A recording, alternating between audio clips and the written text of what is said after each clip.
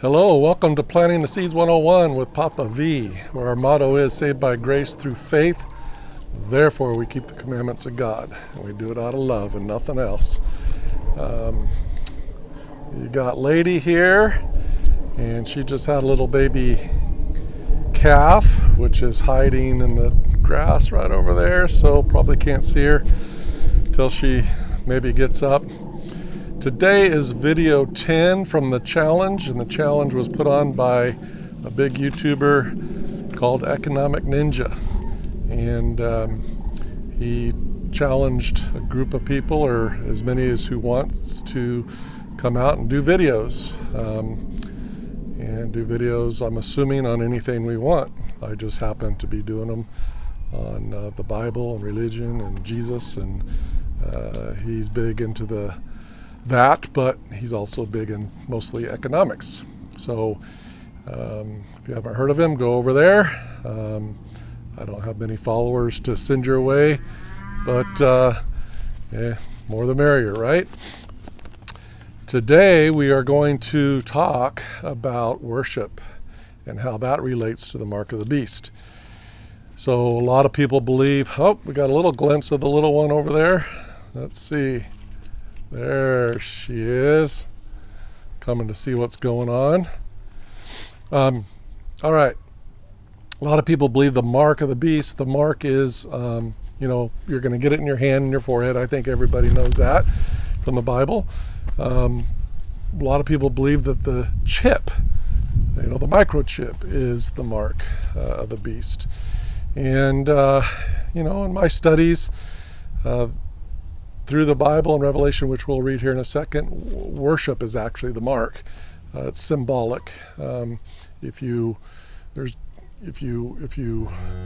believe in the government religious system that's coming down the pike, that's going to eventually be law, if you believe in it, you're taking it in your head. But if you don't believe it and you still do it so you can buy and sell, you're getting it in your hand, which represents works. You're following it, to be able to buy and sell, to survive, basically.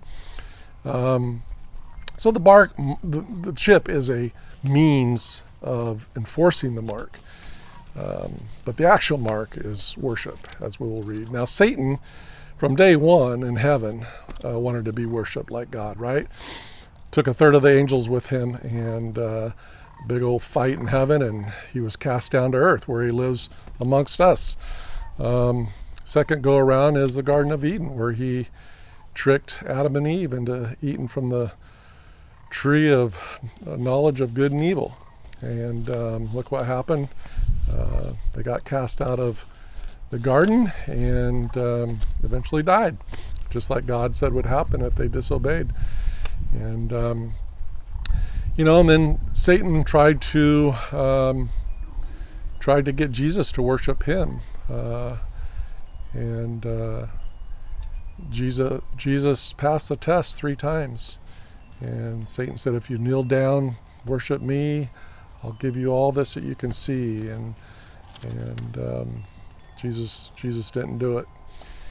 So Satan wants to be worshipped. He wants to be like God, and it only makes sense that the mark of the beast is going to be about worship, because Satan wants us to worship him, and Satan's using Christian denomination to fulfill his end game.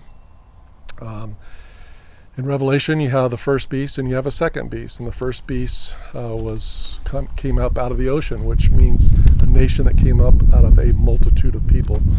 And the second beast is a nation that comes up out of land, which represents very little people in the beginning.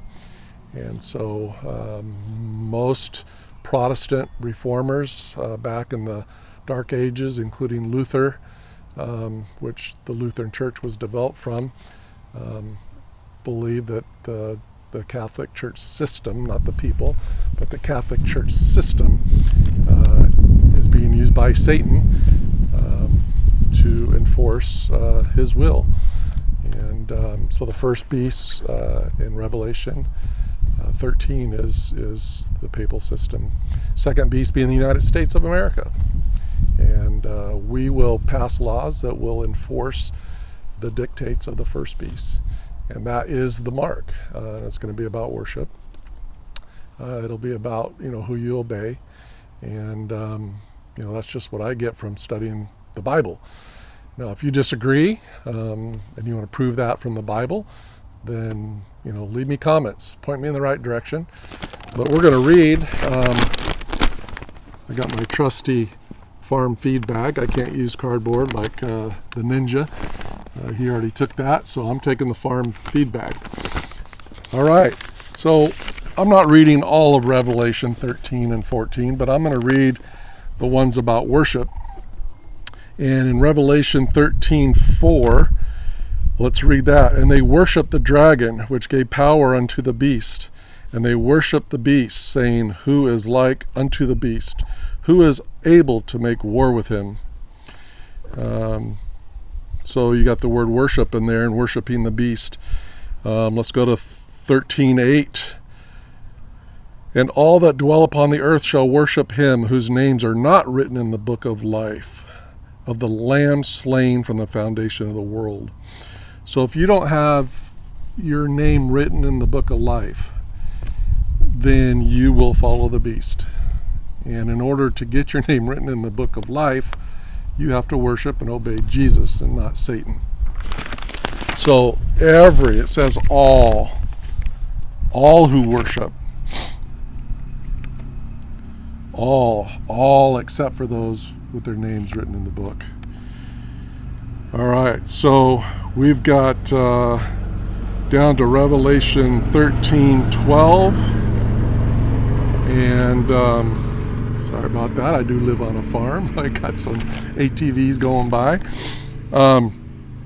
Revelation 13:12, and he exercises all the power of the first beast before him, and causes the earth and them which dwell therein to worship the first beast, whose deadly wound was healed. So you got worship again.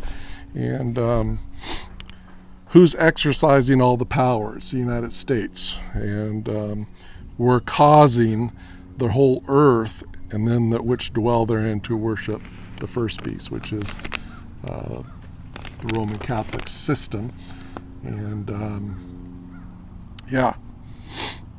so we'll leave it at that. Let's switch on over and get down to Revelation 13:15. And he had power to give life unto the image of the beast, that the image of the beast should both speak and cause that as many as would not worship the image of the beast should be killed. So if we don't worship the image of the beast, so the beast is the Catholic system, his image is a law, a worship law that they're going to pass and enforce on the world, basically. And I'm reading these kind of out of context a little bit. You need to go back and read the whole chapters, but you can kind of get an idea of how worship is related to the beast and beast system. Let's go down to Revelation 14:9. And the third angel followed them, saying with a loud voice, If any man worship the beast in his image, and receive his mark in his forehead or in his hand, verse 10, the same shall drink of the wine of the wrath of God, which is poured out without mixture into the cup of his indignation. And he shall be tormented with fire and brimstone in the presence of the holy angels and in the presence of the Lamb. Again, if you worship the beast, God's going to create vengeance on those who don't follow his word. Okay, we can go on down to Revelation 22:8. And I, John, saw these things and heard them, and when I heard and seen, I fell down to worship before the feet of the angels and showed me these things. Then he saith unto me, See that thou it not, for I am thy fellow servant, and of thy brethren the prophets, and of them which keep the saying of this book, worship God. Okay. And those are all the worships in Revelation. So please go read that. Revelation 12, 13, and 14. It'll put everything in context and just highlight the word worship and obey and those key words. But yeah, just keep an open eye. If you think what I've read out of the Bible today doesn't correlate with what I'm saying, leave me a note. Send me in the right direction. I don't know everything. Like I said in my first video, I'm not a pastor. Just reading the Bible. So yeah, please like and share. Appreciate you sticking with me for 10 minutes plus. And my little calf, I guess, didn't want to be on the video as much. So anyway, hope you're enjoying these videos and the farm and the Word of God. Love you, and have a great and blessed day.